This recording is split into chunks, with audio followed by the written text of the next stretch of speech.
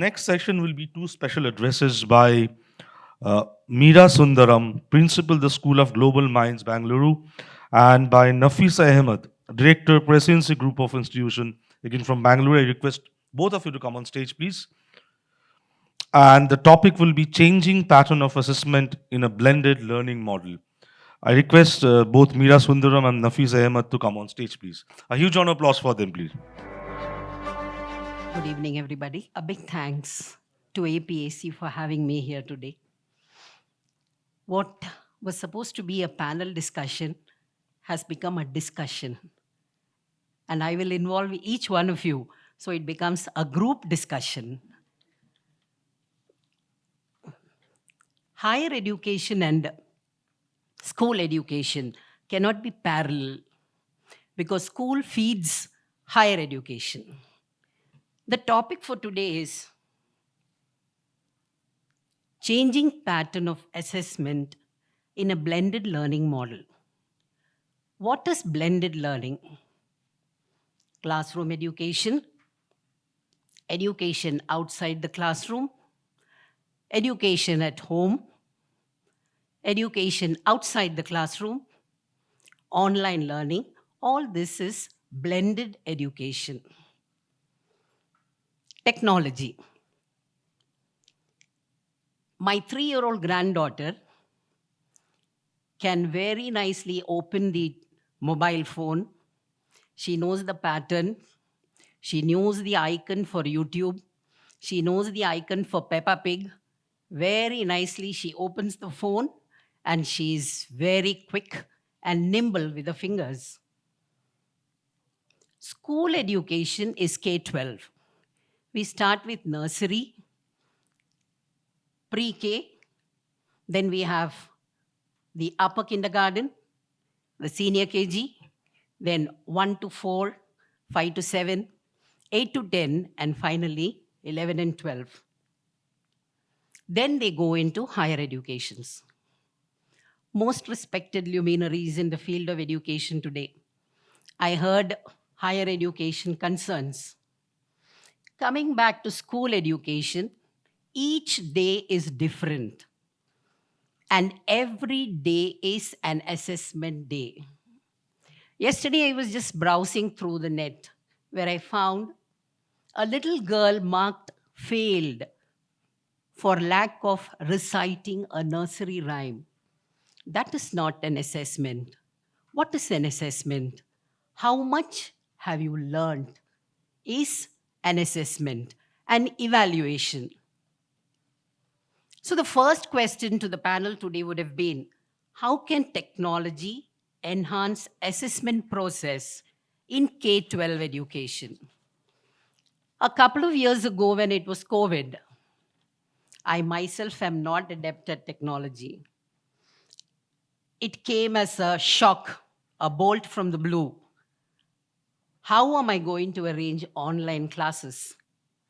At this age, I sat overnight, I prepared the lessons, I prepared the timetable, and we started in right earnest imparting education.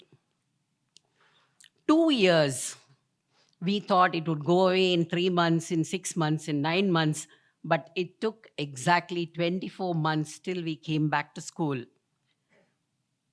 It is very surprising, a child getting around 90, 95 marks in the online exam.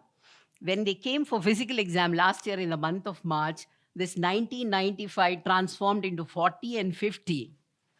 So we know what is the reason and where lies the problem which have to be rectified. Technology has come to stay, no doubt. You cannot do away with not having technology in the classrooms. We all boast of schools having smart boards. It is very beneficial because seeing is learning, doing is learning. We have to have a proper blend of learning, which will benefit the children in the long run. What is evaluation? Measurement of student learning is an important aspect of education. It is actually a feedback not only to the educator, to the school, but also for the child and for the parent. We need to know whether we have succeeded in imparting what is exactly needed for that particular age group. The assessment system should be fair and strong. Areas of strength and weaknesses should be easily identifiable. We all speak of strength and weakness. We go in for the SWOT analysis. We try to find out how we can improve on the weaknesses that will become our strength. All this, as a teacher of 4 decades, I stand before you. I have seen children right from 1982 till 2022. There is a marked change in the behavioral pattern of the children then and now. Today's children, they want an answer for everything. They have a why. You need to clarify that why, and they are in your hands. The gentleman and lady, they spoke of higher education. It is the school that empowers the children to step into higher education. I have children who have passed out through my hands all over the world. They still remember what was done in the class and not learned in the textbook.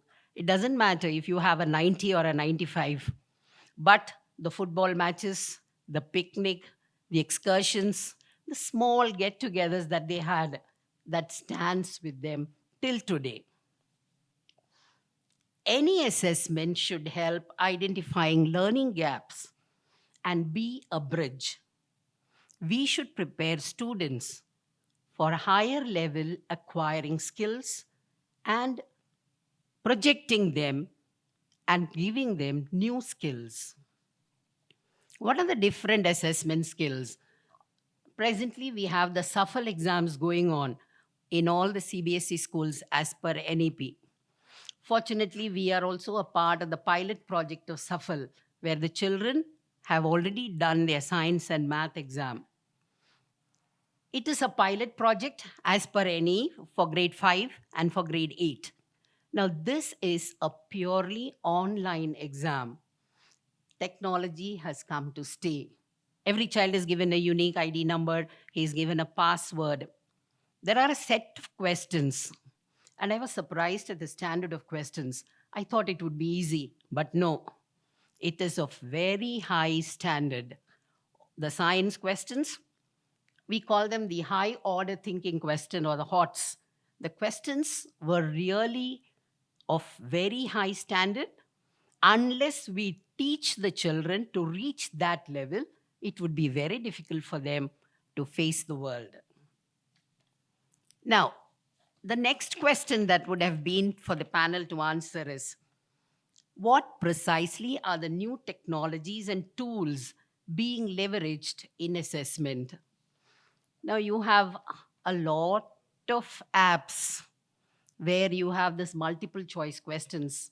We have quiz questions, we have games, we have exclusive math learning, science learning. All these apps are available. But these apps can be useful only when learning happens in school. So we go back to blended learning. Digital evaluation of answer scripts. It would be possible if it was a multiple choice paper. But for a subjective kind of paper, this evaluation may be a little difficult. NEP calls for a mindset of continuous evaluation. How and where do you feel technology can play a role in making this possible? NEP is the new education policy. Much has been taught, much has been spoken about NEP. Now, how are we going to implement NEP? It is interdisciplinary, it is multidisciplinary. Along with physics, chemistry, and biology, you can do yoga, you can do dance, you can do physical education, you can do law, and a lot of other skill subjects which are encompassed in the curriculum that is prescribed for the children. This is multidisciplinary and interdisciplinary. I had the opportunity of visiting a school in Netherlands. Today I found somebody, a gentleman from Netherlands. When I visited the school, I was surprised. I was standing at the entrance to the classroom. The children did not even look at me. They were so engrossed in their work. They were with the activity of putting rice grains into small jugs. Such was the concentration that I myself was surprised. Why couldn't we do that? There is no organized classrooms. They sit wherever they feel like. So slowly, I started bringing these changes in my school also. Evaluation and assessment can take place at all times with a small puppet show, sitting in the amphitheater, making them speak. We have something called the think tank where the children sit and debate. You judge and you assess their speaking skills. It is very important to stand up in the world when you're going to be a global citizen, to speak, to express yourself very well. It is very important to have literary skills, language skills, spoken skills. Rest of the things will fall in place automatically when these things are set. Now, as educators, what is our role in this assessment, especially when it comes to school? Every child is important. No parent would like to hear anything negative about a child. They all like positive feedback. So let us learn to change ourselves. Let us give them positive feedback and transform if there are any shortcomings and build the morale of the child, the confidence level in the child, the skill sets in the child, so that the child will be able to stand and then face the world. Now, I would like my fellow panelist also to give her thoughts. Thank you, ma'am. I think you've covered the whole essence of how assessments are to be perceived in the current scenario. A very good evening to one and all. I thank the organizers, the co-founders especially, for thinking me worthy of being on this panel. Thank you very much. And also, it's amazing to be in the company of all intellectuals, rich academicians from the industry, right from kindergarten till higher education. It's a great privilege and honor to be here.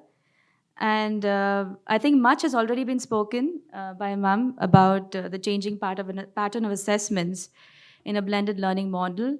I wholeheartedly agree that nothing can substitute a good classroom teaching experience. But ever since the pandemic struck, I mean, I'm sure all of you educators went through this experience. When the pandemic struck, when the whole world was grappling with the sheer enormity and scale at which this was spreading, the government announced lockdowns, schools had to be shut, colleges, higher education. So all of us leaders, the educators, had this core team together, and we quickly put down a blueprint and how are we going to roll out the online learning model. So luckily for us, one of our branches were already Microsoft Showcase School certified. All of those teachers were trained in Microsoft Office, and so they led this as a think tank across to all our schools.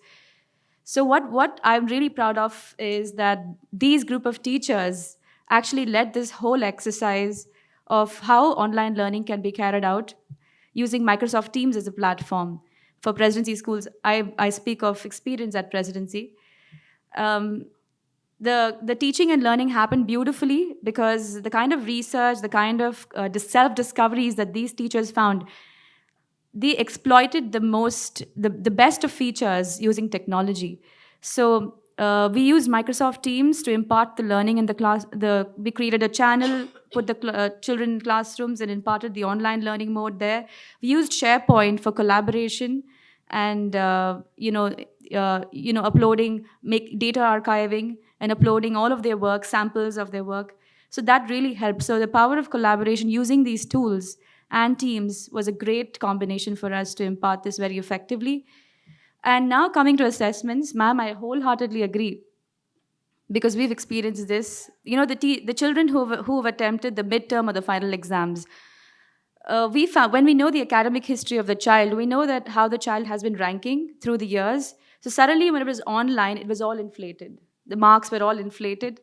People, I saw students getting 90s, So there is a scope of malpractices online. That's one of the disadvantages I'm going to speak of. But having said that, I cannot rule out the effectiveness of doing online assessments for formative assessments. So, like I said, in the kindergarten and early years, our teachers used small group instruction online. So what she would do is get these children, like in a class of 35, let's say, she would group them into breakout rooms and would do very small group instruction, let's say guided reading or reading. Informal assessments were conducted then. I think those tools can still be used today. We also used a lot of these map pointing skills, GeoGebra. We used whiteboard using for OneNote. Complex equations were taught using math, using GeoGebra, whiteboard, and OneBoard. It was beautiful. All you needed was you needed a stylus and a writing digipad, and the teachers managed pretty well. So, for example, when I talk about formative assessments, it could be reading, writing, listening, speaking. All of these literacy skills could be conducted fairly well online. More than that, I think the 21st century learning skills that NEP talks about, right from problem solving, leadership, collaborative learning, all of these skills can be tested using these online tools. So right from, Flipgrid, OneDrive, SharePoint, all of these tools were used for group discussions, project presentations. Like, for example, PPT is a more traditional format, but now we move forward using Microsoft Sway, or there's another tool that we used, Microsoft Sway, and I think that was Flipgrid. So we use these tools. We have far more sophisticated features when it comes to presentations. Our students manage pretty well to do all of their projects online and showcase it and upload it all on SharePoint or OneDrive, which could be easily retrieved and accessed by teachers. In the kindergarten, one of our schools used portfolio. We had a physical portfolio where all their writing samples or work samples were all filed through the course of the academic year. For example, if it's writing skills, at the kindergarten level, the very first basic foundational skills, in the kindergarten, the children are just beginning to get a hold of their pencil grip. So we wouldn't expect a well-defined and sophisticated writing formation. So their writing would be shaky, but that is filed and treasured because that's how learning began for them. So we filed them in the digital portfolio. Those samples were all filed in the digital portfolio. At the beginning of June, let's say, if that's how an age 4 child in K1 has begun writing as early as in K1. So through the academic year, let's say at the end of K1, maybe in March, you would see his writing develop further. So basically portfolio served as an excellent tool for us to capture the learning curve of the child right from kindergarten, right from his first month at K1 and then at the end of K1. So we had all the journal writing samples, book review samples, their project and artwork, all filed in the e-portfolio. And parents were very appreciative of this idea that we were able to digitalize this. And I could think of several examples that we've done.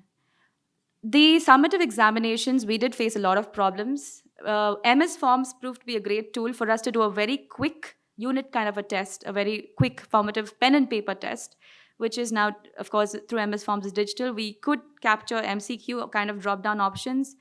We could have, but there was word limit on the descriptive answers, so MS Forms wouldn't be very effective for a summative paper.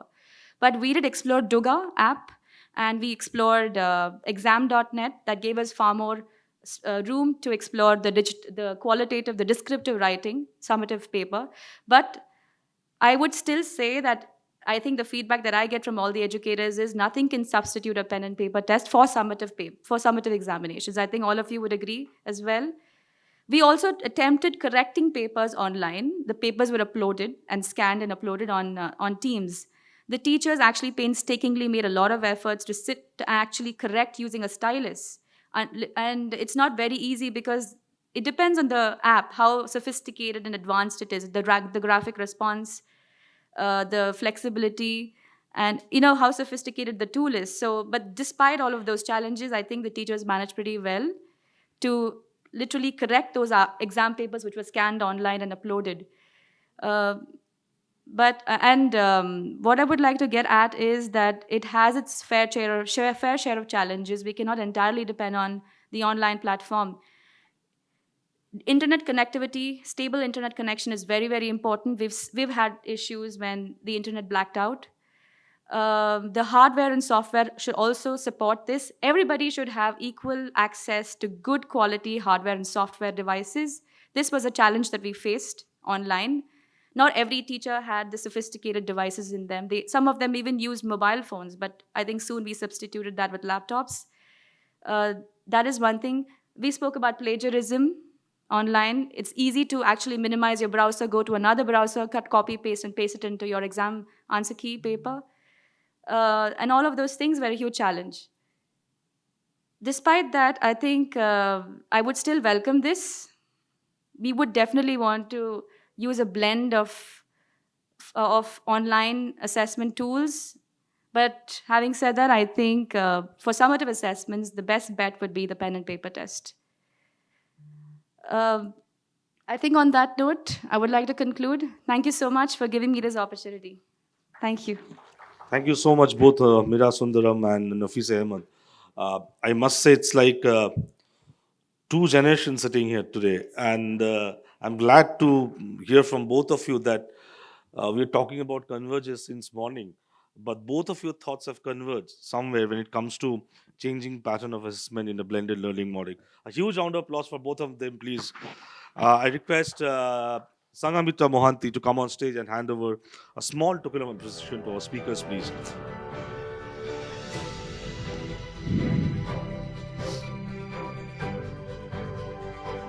To Meera Sundaram, Principal, the School of Global Minds, Bengaluru. To Nafeesa Ahmed, Director, Presidency Group of Institutions, Bangalore. And a group photo